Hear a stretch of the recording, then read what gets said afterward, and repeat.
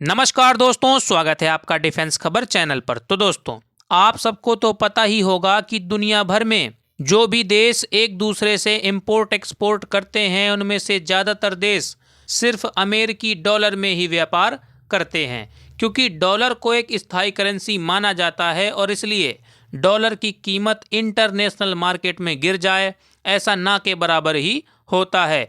इसलिए सभी देश डॉलर के रूप में ही लेन देन किया करते हैं।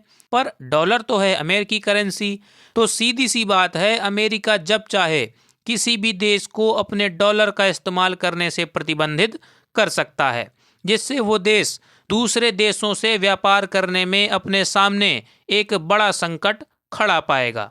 क्योंकि ज़्यादातर देश एक दूसरे से व्यापार करने के लिए लोकल करेंसी का इस्तेमाल नहीं करते हैं। और लोकल करेंसी का मतलब जैसे रूस की मुद्रा रूबल, जापान की मुद्रा येन, सऊदी अरब की मुद्रा रियाल, भारत की मुद्रा रुपया, इसी तरह से दुनिया भर के देशों की अपनी अपनी लोकल करेंसी मौजूद है।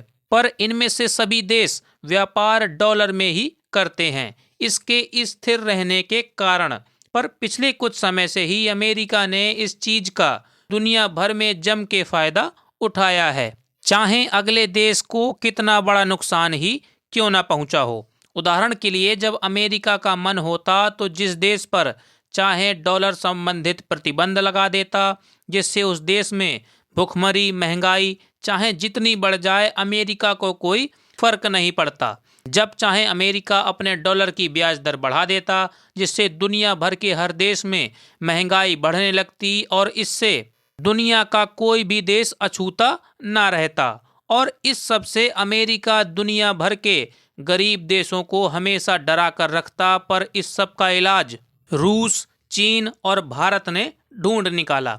दरअसल इन तीनों देशों का ये आइडिया है कि दुनिया भर में जो भी व्यापार अमेरिकी डॉलर से होता है, जिससे अमेरिका की मोनोपोली दुनिया भर में चलती है, उसे हटाकर अमेरिकी डॉलर की जगह गोल्ड यानी सोने की मदद से व्यापार किया जाए। और इसी में अब भारत के हाथ एक बड़ी कामयाबी लग गई है। दरअसल खबर कुछ ऐसी है कि भारत के उड़ीसा राज्य के 3 जिलों में भारी मात्रा में सोने के डिपॉजिट जमीन के अंदर मिले हैं। स्क्रीन पर आप ANI का आर्टिकल भी देख सकते हैं। और इसी महीने के भीतर ही भारत को ये दूसरा खजाना मिला है, जिसमें पहला जम्मू कश्मीर में मिला विशालकाय लिथियम का भंडार तथा दूसरा अभी ये सोने का विशाल भंडार। ऐसे में भारत के पास एक के बाद एक 2 बड़ी खुशखबरियां आ गई हैं। हालांकि आपका इस सब में क्या मानना है? क्या भारत भविष्य में डॉलर को पूरी तरह से त्याग कर गोल्ड या भारतीय रुपये में ही व्यापार करेगा, या अभी के लिए भारत डॉलर में ही व्यापार करता रहेगा? कमेंट करके ज़रूर बताइएगा। जय हिंद, वंदे मातरम।